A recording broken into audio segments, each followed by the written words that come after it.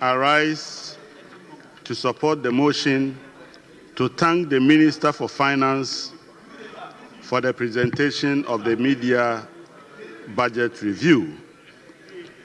Mr. Speaker, we promise the people of Ghana to be responsible in managing this economy.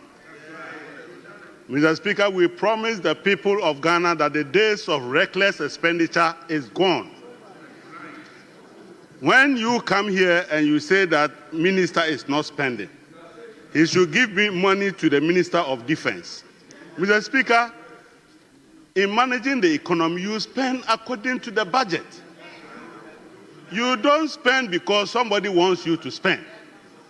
You spend because there is a budget with an appropriation that is before you, and the minister has made it very clear that he has spent 114 billion Ghana cedis so far. So when you have a government where the Minister for Finance has spent 114 billion, that does not include the wage bill. It doesn't include the monies that he collects at the end of every month. And yet, the minister has spent 114 billion out of a budget of 169 billion. Clearly, the minister is being responsible. You are having a government where, as a matter of fact, by this time, they were still counting to get 125 ministers. We're in these countries where they appointed ministers that are more than their people sitting over there. And you want that to be repeated because you are used to that. No.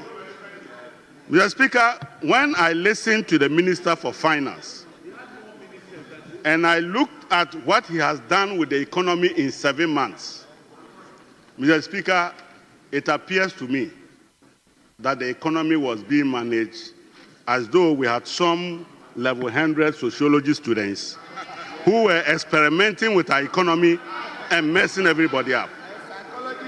And Mr. Speaker, if they were thinking that they will have a government that will sink money in the name of National Cathedral, it will not happen. Mr. Speaker, if they were thinking that they will still have a Minister for Finance who will spend $5 billion in 5 months, it will not happen. Mr. Speaker, we are managing this economy to develop a country based on sustainable path. And the records are there for everybody to see. Mr. Speaker, I wish to iterate that no matter how many times you repeat an untruth, it will not metamorphose into the truth. That even when they have read all the things that the minister has stated and enumerated as his expenditures for the period, they still want to be climbing on top of the hills and shout that we are not spending and hoping that somehow that will metamorphose into the truth. It will not happen. Mr. Speaker, I have heard people say that the gains that we are experiencing now in the economy is because of policies they implemented. How does the policies that could not turn around the economy when you were there suddenly be performing magic when you are gone? It simply means that your own policies feared your leadership. That your policies failed to perform when you were sitting there. And when you disappeared, they became friends with John Mahama and made the economy to perform. Please go and tell that to class 1 children and not the people of Ghana. Mr. Speaker, the truth is that building National Cathedral doesn't turn around the economy. The truth is that running a government of 125 ministers doesn't turn around economy.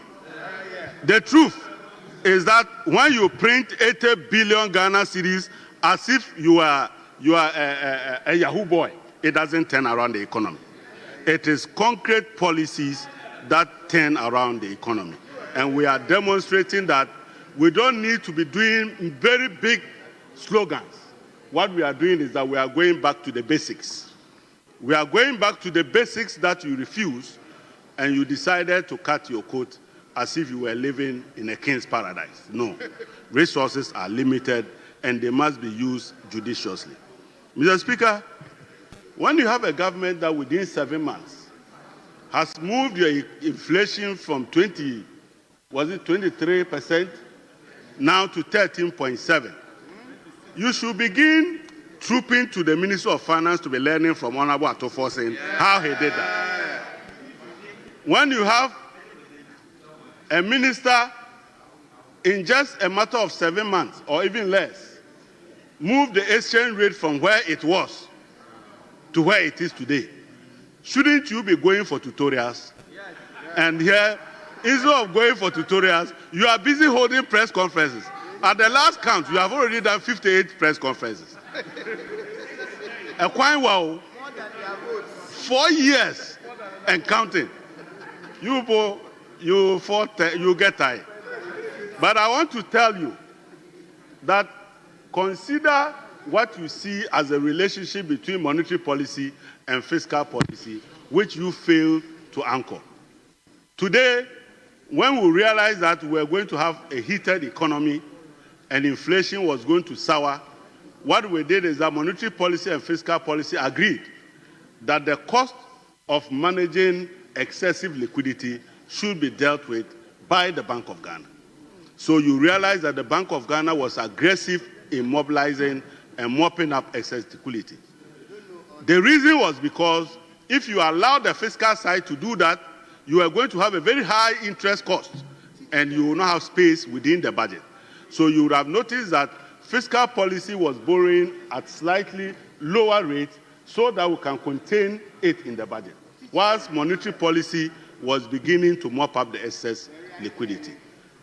Now we have come to a point where we believe that we must begin to tilt the balance so that monetary policy is solvent.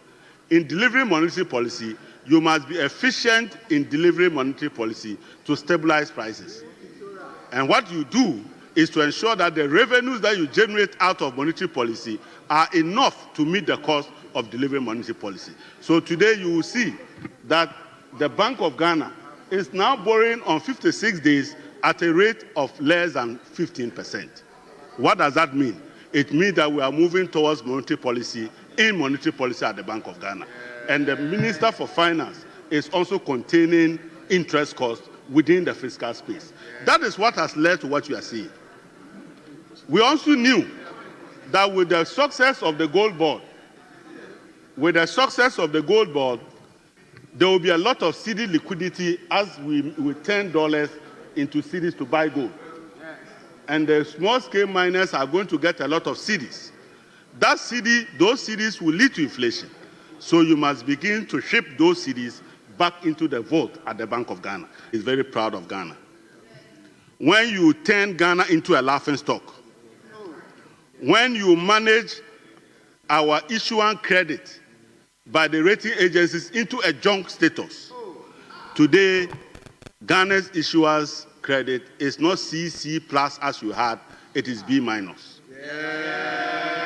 That is a sign of the fruit of economic development and progress.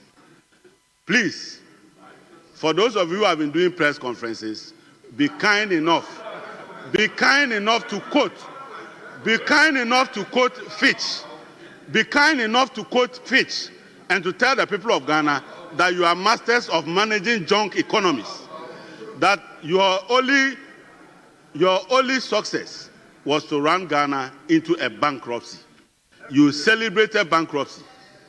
That when you decided to tell the whole world that when you borrow you don't pay, or to wit, Kilentia. So when you have a government that is as responsible as we are, we know that when we borrow, we have to pay. And the minister has listed for you the Eurobond coupons that he has paid, the DDEP that you left behind that he has paid, and you still say he's not spending. Why? Do you want him to throw money into that hole? Or do you want him to start another PDS? Or do you want him to become a reckless manager of the economy? Certainly, we were not trained to be reckless in the management of the economy. We are ensuring that when we decide to manage this economy, we do so to ensure that we anchor fiscal sustainability. Our external environment is now very sustainable. Conclude. And ladies and gentlemen, the people of Ghana miss the mockery that you used to bring to them. Those days that anytime they mention you, they went to him crying. That is what they miss. But we'll make sure that they keep you where you are and you never come back into Ghana. Thank you very much, Mr. Speaker.